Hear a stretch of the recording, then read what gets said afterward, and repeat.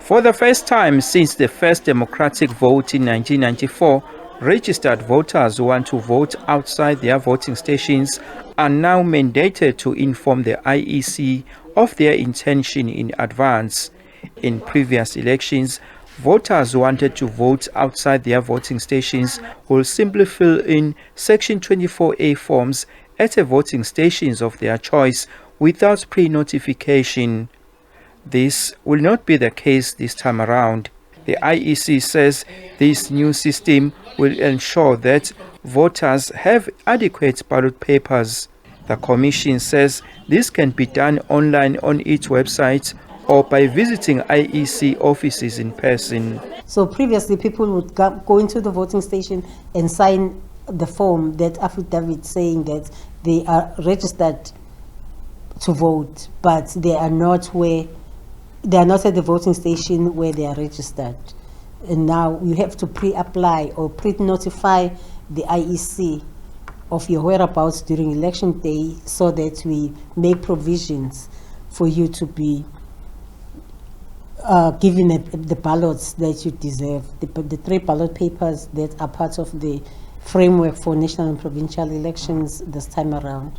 The new provision is different to the special votes, whose application will open in mid-April. Unlike the special votes provision, special votes are votes that are special in that they happen 2 days before the actual election day. So those are applications. They can be approved or declined. We encourage people that are infirm, people for some reason or the other cannot walk to the voting station themselves, to apply for the special vote privilege, either to go to the voting station themselves or to be visited in their place of confinement, whether it's a nursing home or it's a place where they cannot physically take themselves to the voting station.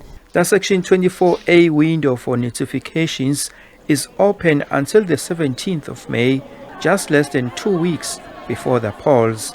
Vusi Kumalo, SABC News, Durban. For more on this discussion, we're now joined by Nkosikhulule Nyembezi, Electoral Monitoring Network Chairperson, and he joins us via our video link. Mr. Nyembezi, thank you so much for your time this evening here in SABC News. I mean, let's start off here. I'm sure many South Africans are asking them, when did things change? Because previously you could really vote anywhere, provided if you were in the province in which you've registered in. Yes, thank you very much for hosting me. A lot of things changed in the last 4 years because there have been significant amendments to the Electoral Act. And of course, those amendments came about because of the experience, the lived experience, talking as to how can we improve the voting experience for each of the citizens. Because the voters' role has increased, the population of South Africa has increased, it means that the IEC has more responsibility to look after more voters, and hence the legislation has put in place these kind of provisions, which are something to be welcomed, by the way. And I'm sure some South Africans are asking themselves, I mean, previously, if you found yourself in another province, you could partake in the national vote, but not vote provincially. Or what does it mean this time around? Does the same rules apply, or you simply cannot vote? I think what is being encouraged is that you must notify the IEC in advance that you will not be voting at the station where you are registered. And the explanation provided is that they need to prepare, to be ready to receive you, to be ready to give you that ballot paper and to administer the process smoothly, because we have got high mobility in some areas this time around. So if it could be that a significant portion of the population might decide not to vote where they are registered, where they are expected by the IEC to administer the process, that might cause chaos. So the word out there is that citizens must please cooperate with this, and all the people responsible for voter education, for civic education, we need to spread the word that this is what has been put in place, is for our benefit, and we must do our best to comply with it. How important is this messaging, particularly now as we head to the polls, that South Africans should vote where they have registered? It is very important because there are preparations that have been put in place, particularly this time around, because there are 3 ballot papers that we're going to use, whereas in the past we would use 2 ballot papers. So we shouldn't run out of election material. And we should do our best to also reduce these suspicions and complaints that election materials are found where they are not supposed to be found. So if the IEC is going to be required to move materials around just because a large number of unexpected people are now voting where they are not supposed to, that opens up the risk of these complaints and loopholes. So indeed, we are joining in encouraging all citizens to comply and vote at the station where they are registered. Or if not, as the IEC is putting, please notify the commission in advance so that you can be expected when you pitch up on the voting day. And maybe tell us about, the process of this application. What does it actually entail? As the IEC has put it, you can go to your voting station to make this application, or you can go to the website and apply electronically. But again, there shouldn't be any worries because this is the message that is going to go out as part of voter registration. And I think what needs to be underlined is that people who might make use of this opportunity are people who need support and care from other citizens.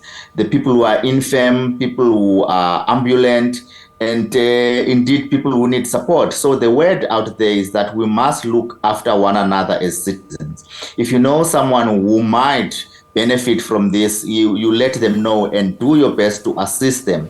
They apply using the website, they apply by going physically to the voting station. But I think the word is that we must look after one another. And one would also say that, looking at how life is, one can say life happens, and in that week you may not find yourself in the place where you have indeed registered to vote.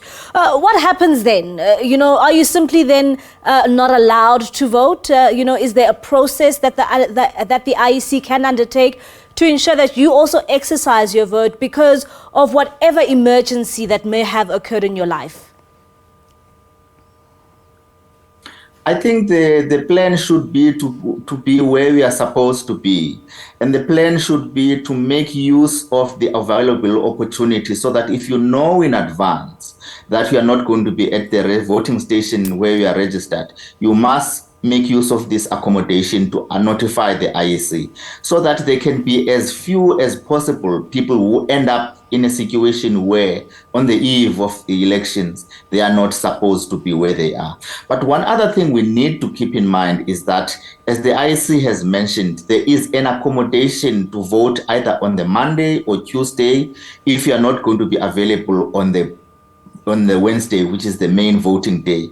So let us clap hands to the fact that there is accommodation made and ensure that there are as few as possible people who might find themselves outside of the arrangements that are made.